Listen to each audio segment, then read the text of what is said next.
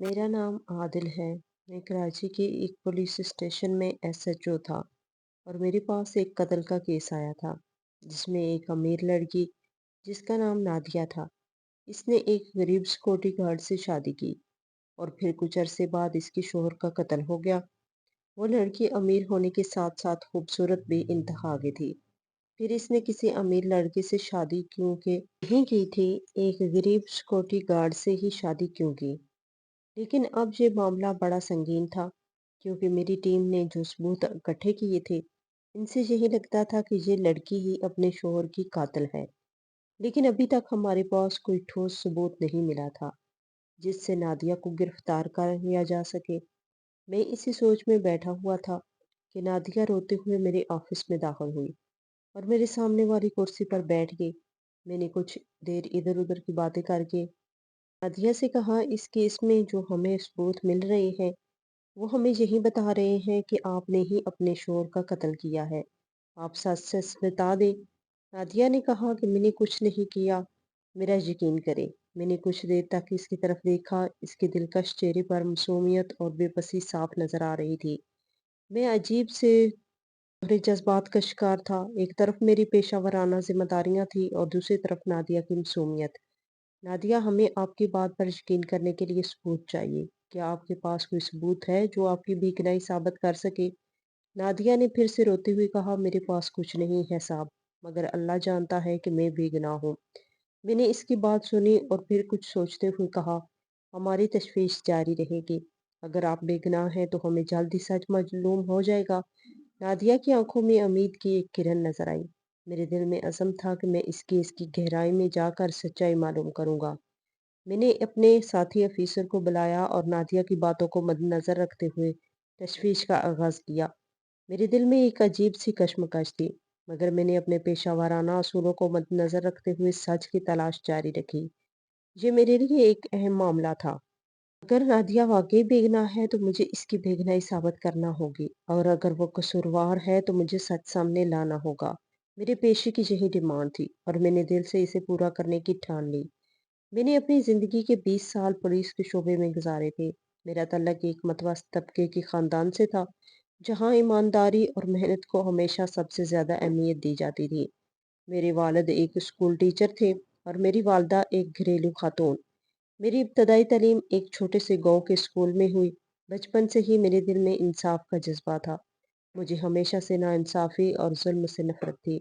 मेरे वालिद ने मुझे हमेशा सच्चाई और हक की राह पे चलने की तलकीन की। वो कहते थे कि अगर तुम जिंदगी में कुछ बनना चाहते हो तो सबसे पहले ईमानदार और सच्चा बनो।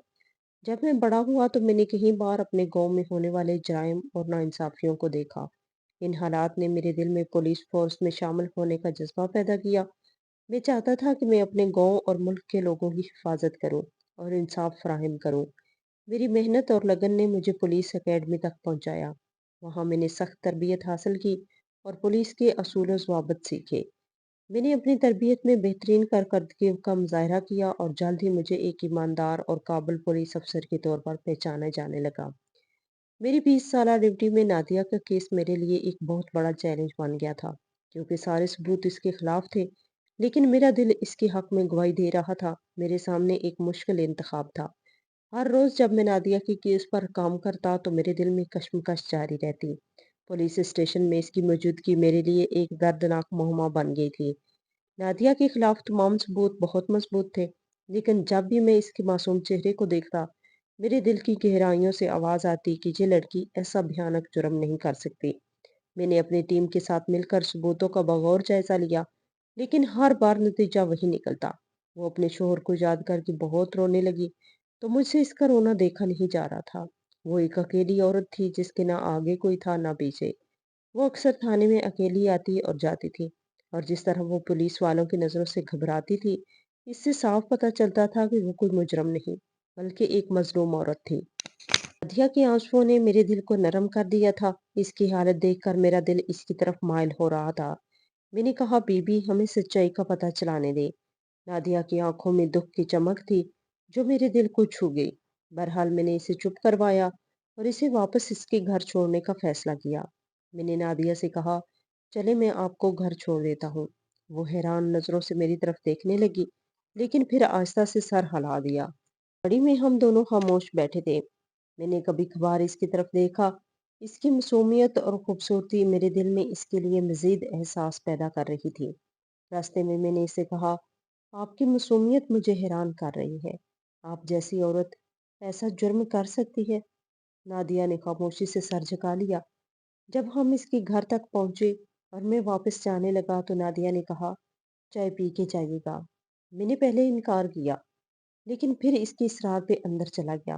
نادیہ کا گھر ایک چھوٹے سے محلے میں واقع تھا، جہاں کی ویرانی اور خاموشی نے مجھے حیران کیا۔ نادیہ نے کچن میں جا کر چائے بنانا شروع کی۔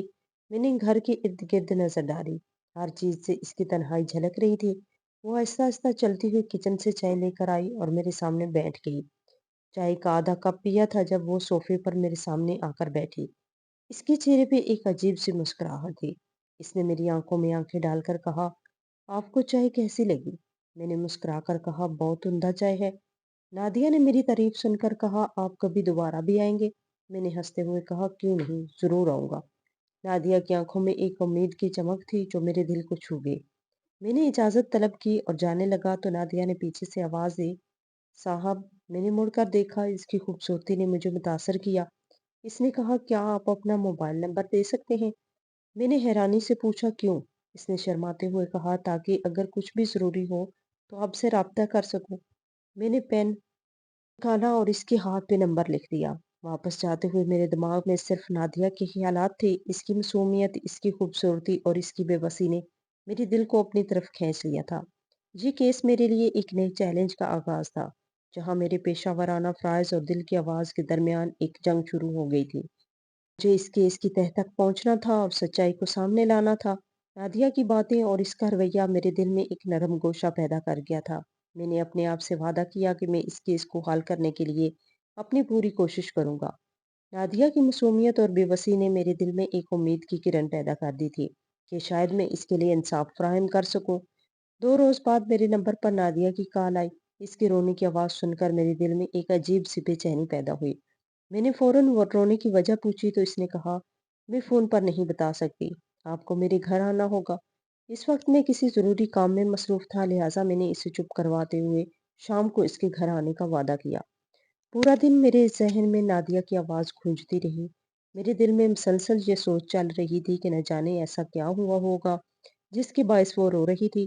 شام کو میں اس کے گھر پہنچا۔ جیسے ہی میں نے دروازہ کھٹکھٹایا، نازیہ تیزی سے میری طرف دوڑی۔ اگر میں ہاتھ سے روک نہ لیتا تو وہ مجھ سے ٹکرا جاتی یا سینے سے لگ جاتی۔ نادیہ کی حالت دیکھ کر اندازہ لگانا مشکل نہیں تھا کہ وہ شدید پریشانی میں مبتلا تھی۔ پھر سے رونا شروع ہو گئی۔ بڑی مشکل سے میں نے اسے چپ کروایا اور وجہ پوچھنے لگا۔ اس کی ہچکیاں بڑی مشکل سے رکی، جو رو رو کر بندھ چکی تھی۔ اس نے کہا، میری جان کو خطرہ ہے۔ رات کو مجھے ایسا محسوس ہوتا ہے جیسے کوئی میرے گھر میں گھس آیا ہو۔ مجھے بہت ڈر لگ رہا تھا۔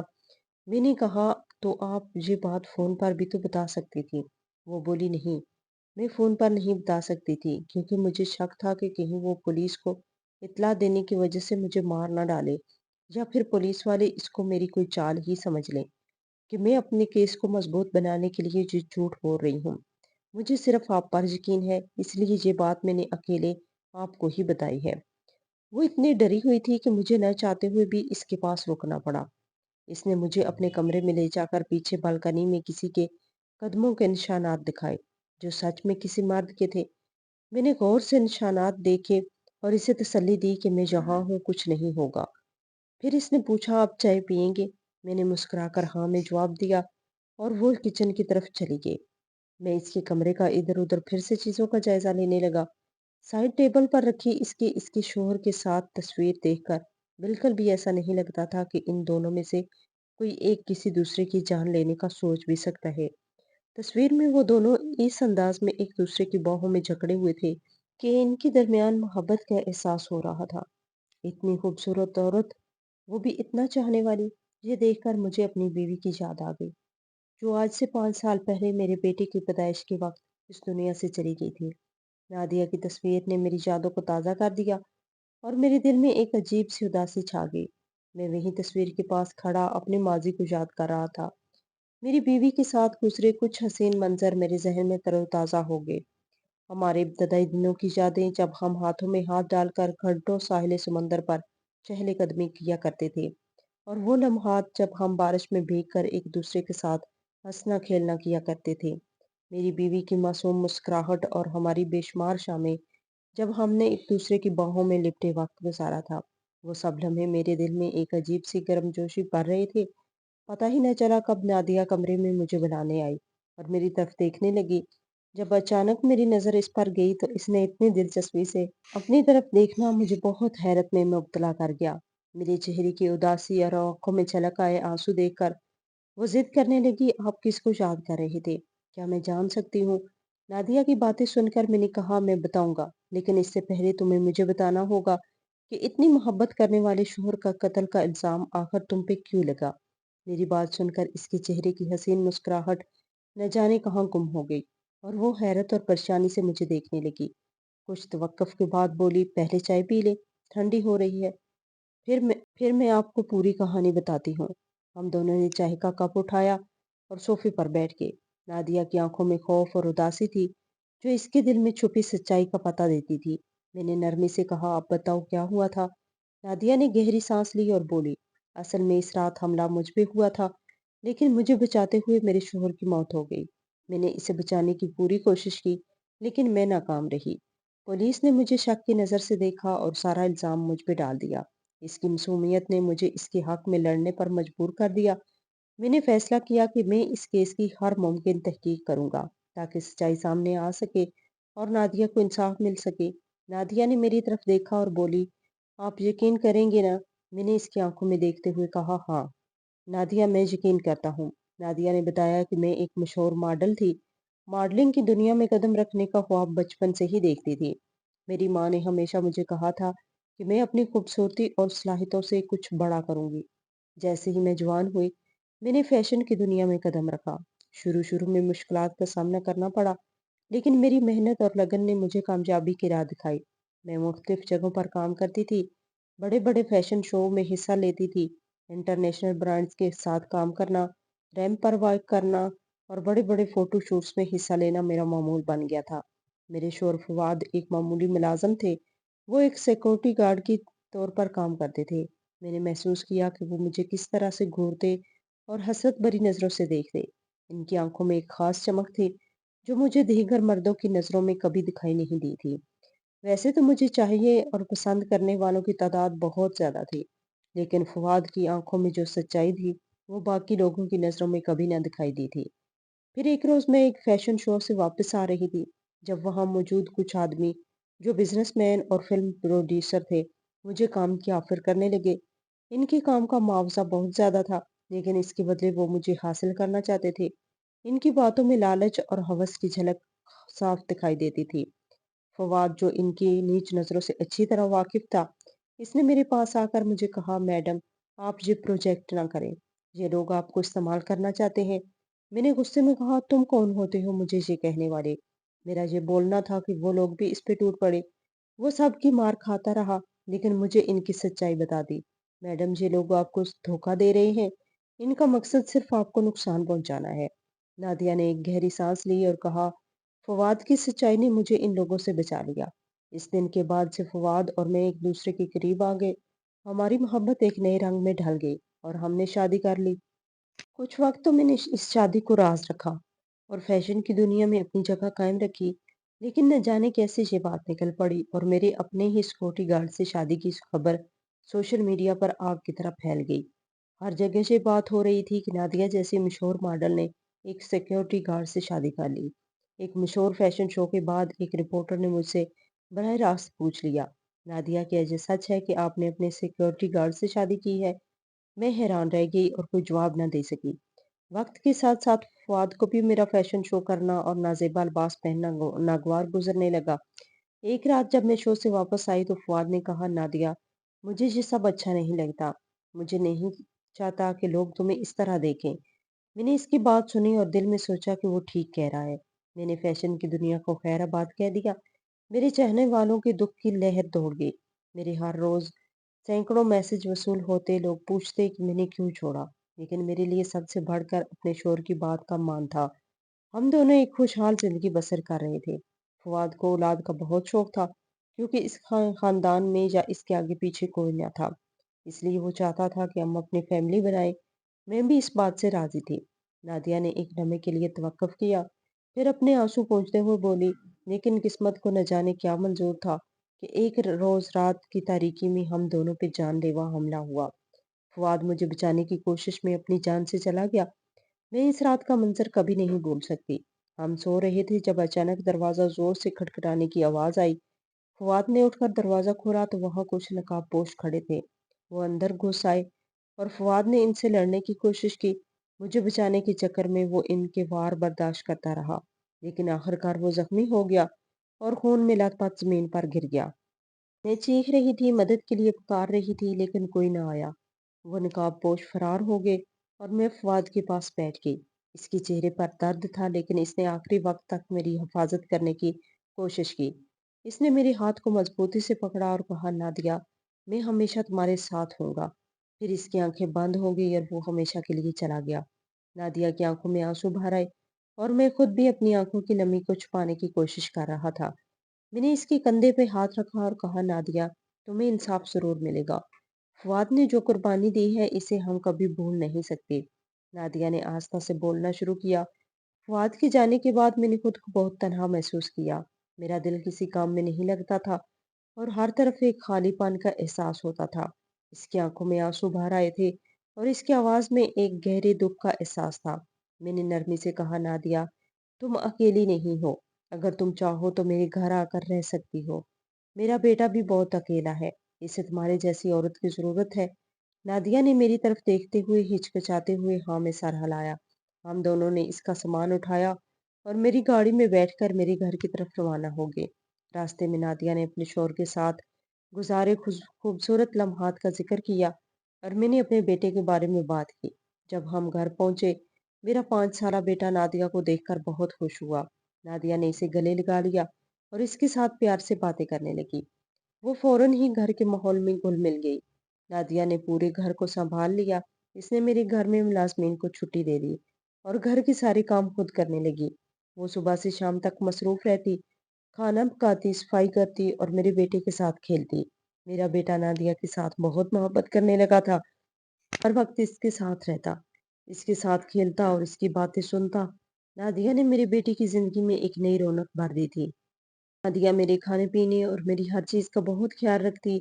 वो मेरी पसंद के खाने पकाती, मेरे कपड़ों का ख़्याल रखती और मेरे आराम का ध्यान रखती। इसके आने से मेरे घर में एक नई ज़िंदगी आ गई थी। लेकिन मेरे ख़ानदान में नादिया को लेकर बातें होने लगी।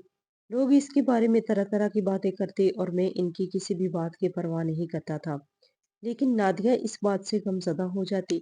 एक दिन इसने मुझसे कहा, मुझे नहीं मालूम कि मैंने क्या गलत किया है, लेकिन लोगों की बातें सुनकर मुझे बहुत दुख होता है। मैंने नादिया को तसल्ली दी और कहा, नादिया, तुमने कुछ भी गलत नहीं कहा।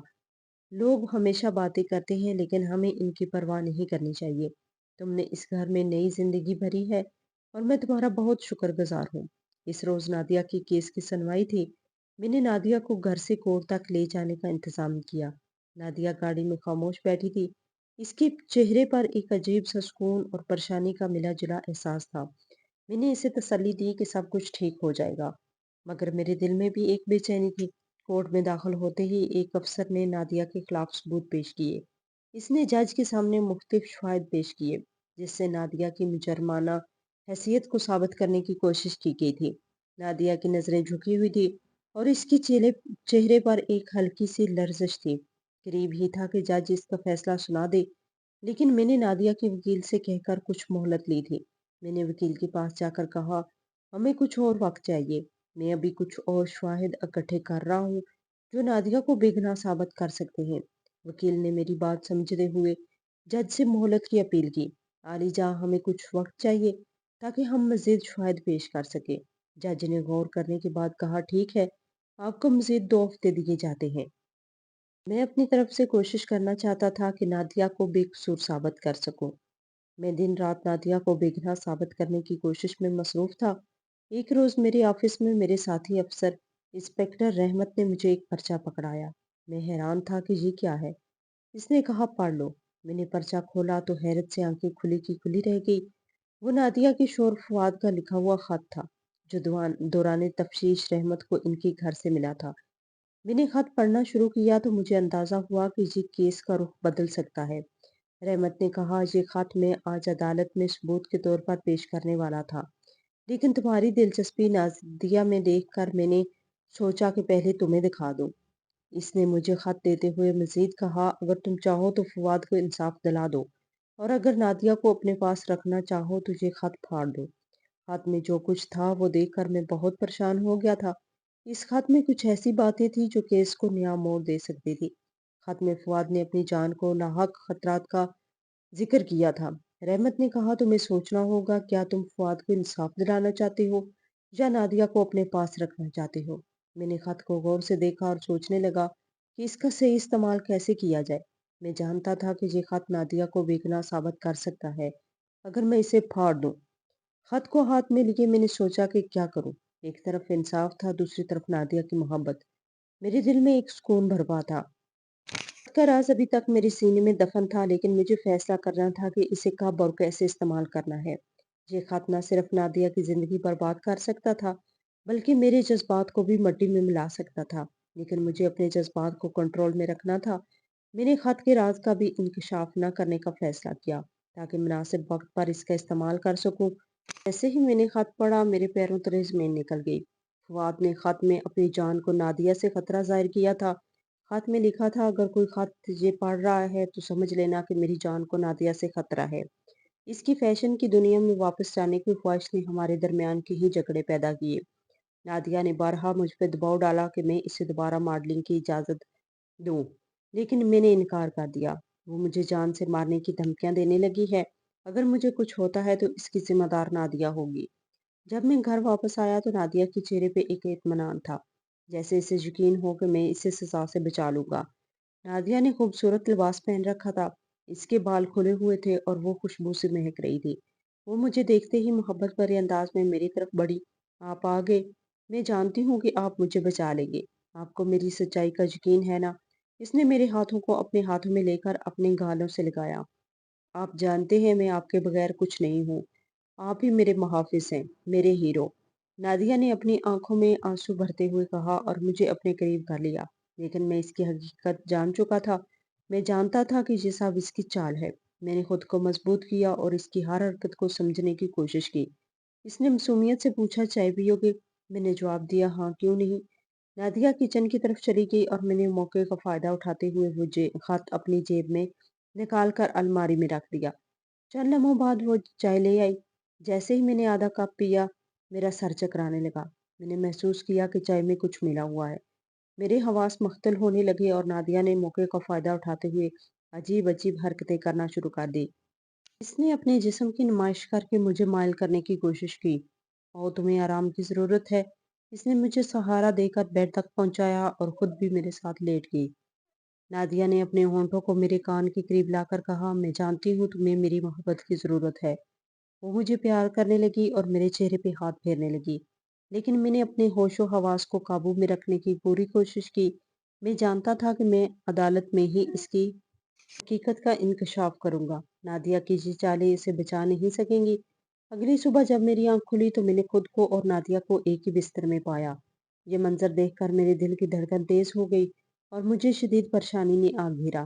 نادیہ نے مسکرا کر کہا بہت شکریہ جان، آپ نے میری اپنی محبت کے قابل سمجھا۔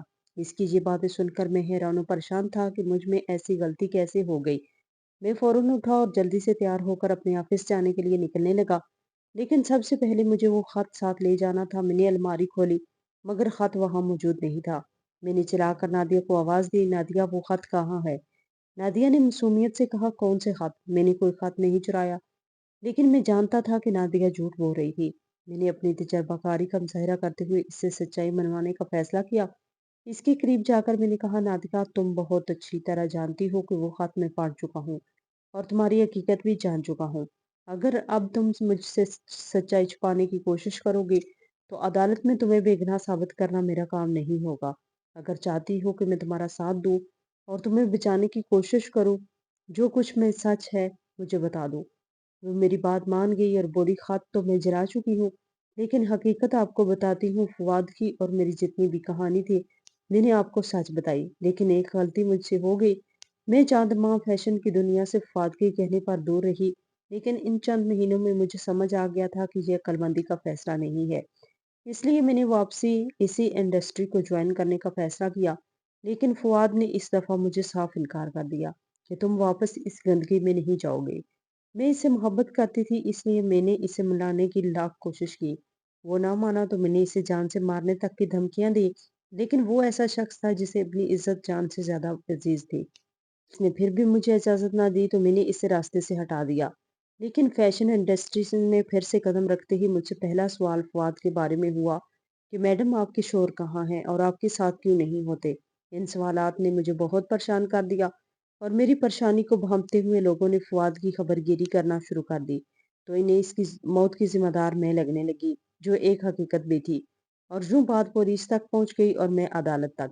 اس دوران میں نے نظریں بچا کر اپنے موبائل فون پر اس کی ویڈیو بنانا شروع کر دی تھی، جس میں وہ اپنی ساری سچائی اپنے ہی منہ سے بیان کر چکی تھی۔ اس کی اب تک ختم ہوتے ہی میں خاموشی سے وہاں سے نکل آیا۔ میرے دل میں شدید غصہ اور دکھ تھا۔ میں نے ایسی عورت کو اپنے دل میں اور اپنے گھر میں کیسے جگہ دے دی؟ لیکن شکر ہے کہ وقت پر سچائی سامنے آ گئی۔ اگلی سنوائی پر میں نے نادیہ کے خلاف ٹھوس ثبوت پیش کیا۔ عدالت میں نے نادیہ کی موبائل پر بنائی گئی ویڈیو پیش کی۔ جج صاحب، جو ویڈیو دیکھی ہے میں نے نادیہ، اس میں نادیہ خود مان رہی ہے کہ اس نے یہ جرم کیا تھا۔ عدالت میں ویڈیو چلائی گئی اور جج نے غور سے دیکھا۔ نادیہ کے خلاف یہ سب سے اہم ثبوت تھا جس نے اس کے جرم کا پردہ فاش کر دیا۔ نادیہ کے چہرے پر خوف اور شرمندگی صاف نظر آ رہی تھی۔ عدالت نے نادیہ کو مجرم قرار دیا۔